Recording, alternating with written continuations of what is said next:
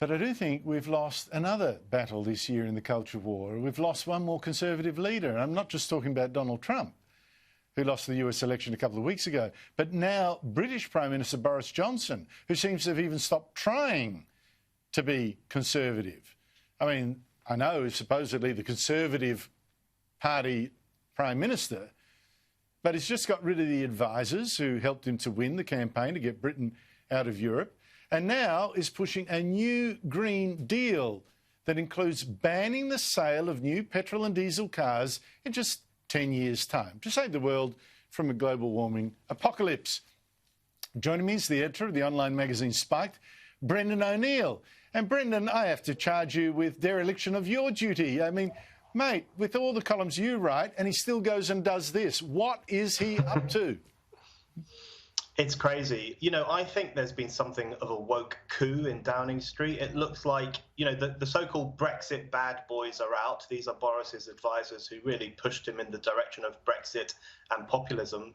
And this new clique of green-leaning woke conservatives seem to be in, including Boris's girlfriend, Carrie Symonds. And that's a really worrying development because, you know, the millions of working class people who voted Boris Johnson into power on the basis that he would get Brexit done, they're not interested in all this nonsense. They don't want their cars to be outlawed. They don't want it to become more expensive to drive.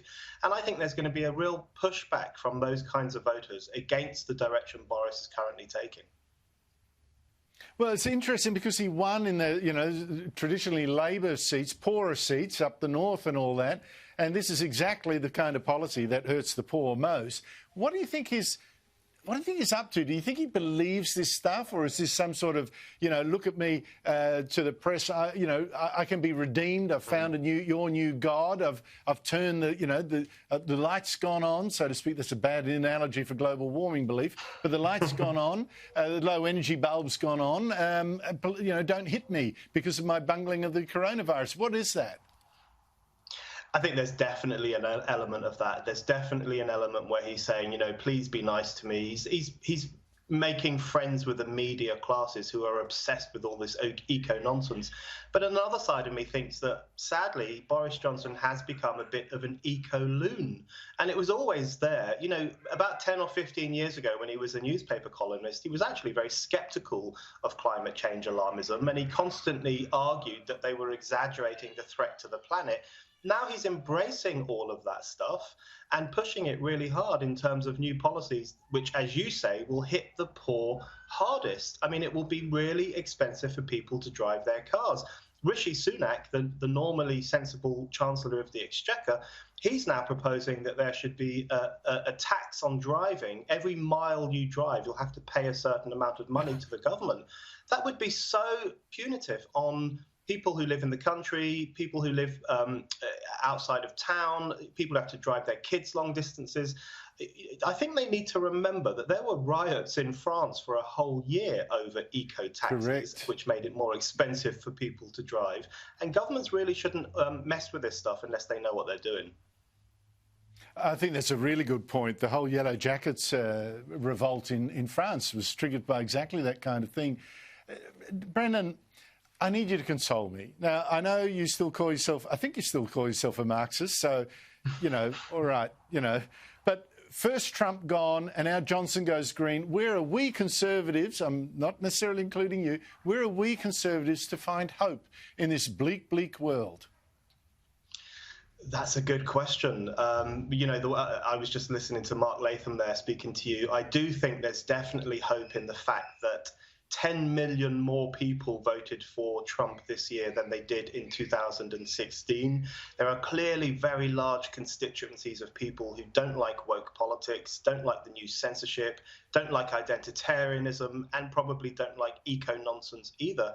I think that's the case in the UK too. There are vast swathes of people who rejected Jeremy Corbyn's crazy Labour Party and went for Boris Johnson's Brexit-leaning Tory party. The problem is, of course, that sometimes when these Conservatives get into power, they start to listen more to elite consensus opinion rather than the points of view of the ordinary people who got them there.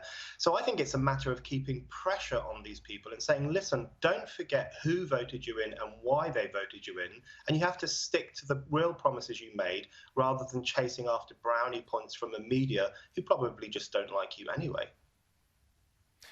Well, as you were talking, suddenly a thought came to my head that hope from a very surprising corner, perhaps, Brendan, but maybe you'll disabuse me of this idea.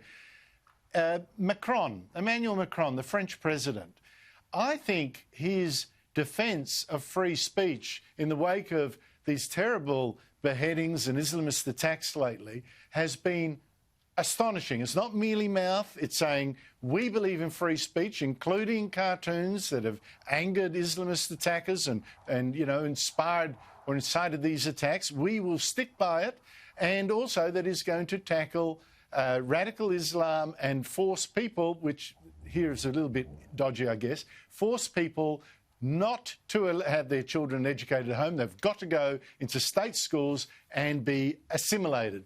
That struck me as hope from a surprising corner.